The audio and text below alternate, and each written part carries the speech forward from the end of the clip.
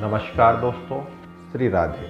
मैं अंशुल त्रिपाठी, आपका ज्योतिषविद एवं वास्तुशास्त्री।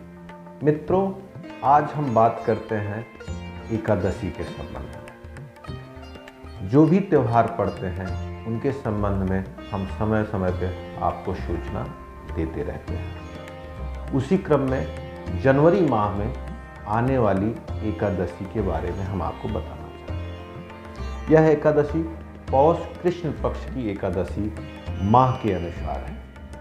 इस एकादशी का नाम सफला एकादशी है, जो जनवरी माह के 9 तारीख को पड़ने वाली है। दिन शनिवार रहेगा। सफला एकादशी अपने आप में नाम के ही अनुसार विशेष महात्म्य लिए हुए है। इसकी एक विस्तृत कहानी है जिसको हम अगली वीडियो में आपको सुनाएंगे।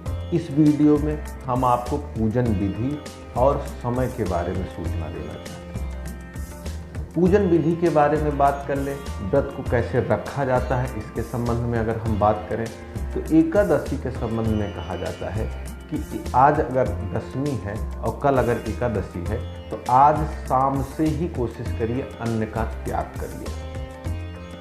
अगले दिन प्रातः काल उठकर अपनी नित्य क्रिया से संपन्न होकर नारायण की पूजा करिए। और इस एकादशी में आप नारायण की जो पूजा करेंगे उसमें सुपारी, आंवला, नारियल, ये सब चीज़ें भगवान नारायण को समर्पित करेंगे। सफला एकादशी में दीपदान का विशेष महत्व बताया गया है। जैसा कि नाम से ही प्रकट है, आपके जीवन में कोई भी चीज़ें सफल नहीं हो रही हैं, जैसे कि आपको घर, गाड़ी, बंगला, नौकरी, किसी भी संबंध में आपको जीवन को सफल करना है भौतिक जगत में, तो आप इस व्रत से इन चीज़ों को प्राप्त कर सकते हैं।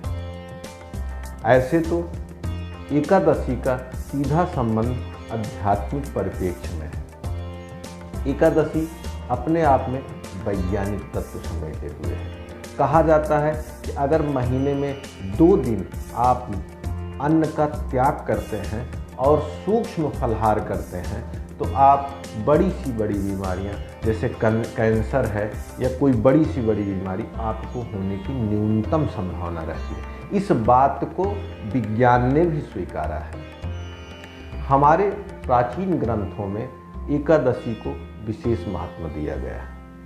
इसी क्रम में हम सारी एकादशी के बारे में आपसे चर्चा करते रहते हैं।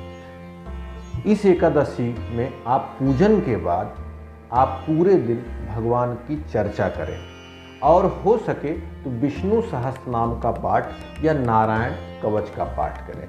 नारायण कवच का पाठ वो लोग करें जिनको स्वास्थ्य संबंधी समस्या हो, जिनको दुश्मनों से दिक्कत हो, जिनको जीवन में भय हो, वो नारायण कवच का अगर पाठ करते हैं, या ग्रहों की कोई दिक्कत ज़्यादा है तो नारायण कवच का पाठ अगर आप इस दिन करते हैं, वो भी दीप दान करके, दीप प्रज्वलित करके, तो आपकी सभी मनोकामना पूर्ण होती है। विष्णु सहस्त्रनाम अपने आप में वो सारे फल समेटे हुए है शुभता के परिप्रेक्ष्य में, चाहे वो आप परिवार के संबंध में हो, चाहे आप व्यवसायिक क्षेत्र में हो, सभी को फल देने वाला यह पाठ है। अगर आप इस दिन इन दोनों में से दोनों को करते हैं या किसी एक को करते हैं तो आपके लिए विशेष शुभकारी होगा। इसके साथ साथ पूरे दिन आप नारायण सेवा में, भगवान के सत्संग में लगे रहते हैं तो भी आपको विशेष लाभ होता है। अंत में हम आपको बताएंगे केवल एक चीज ही आप बचाकर कुछ अंश तक इस फल को प्राप्त कर सकते हैं। फिर संध्या होने के बाद देर रात्रि तक नारायण के साथ का सत्संग करते रहें और यह व्रत सूर्योदय तक चलता रहता है। सूर्योदय के बाद अगली तिथि में आप पारण करिए।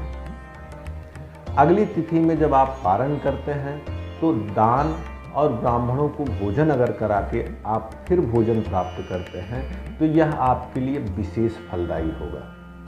पहले तो दान से काम चला सकते हैं, अगर आपसे हो सके तो ब्राह्मण को भोजन भी कराएं, तो आपकी जो पूजा है, आपका जो व्रत संकल्प है वह श्रेष्ठ रूप से पूर्ण होता है। रही बात जो लोग व्रत नहीं रह पाते हैं, उनके लिए एक सहज और सरल मार्ग है।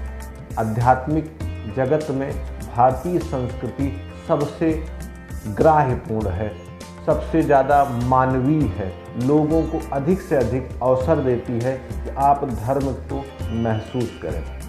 अगर आप एकादशी के एक दिन पहले से ही चावल का त्याग कर दें, वो भी संध्या समय से, और अगले दिन भी आप चावल का त्याग करें, तो आपको एकादशी का महात्म प्राप्त होता है।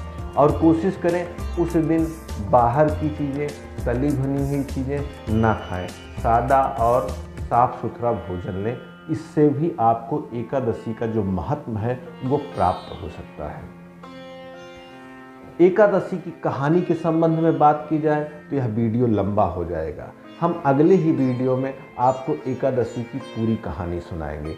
इस वीडियो में हमने आपको तिथि बताई, आपको दिन बताया और कैसे व्रत को करना है, पूरे दिन की चर्या बताई है। आप शनिवार 9 जनवरी माफ़ करिएगा 9 जनवरी को आपको ये व्रत रखना है। धन्यवाद। श्री राधे। उम्मीद करती हूँ आपको वीडियो पसंद आया होगा, तो इसे लाइक करना ना भूलें। ज्योतिष और पंचांग से जुड़ी जानकारी हम आपके लिए लाते रहेंगे, तो आपके अपने YouTube चैनल ज्योतिष पंचांग को सब्सक्राइब करें और बेल आइकन जरूर प्रेस करें, ताकि आपको लेटेस्ट वीडियो की नोटिफिकेशन लगातार मिलती रहे।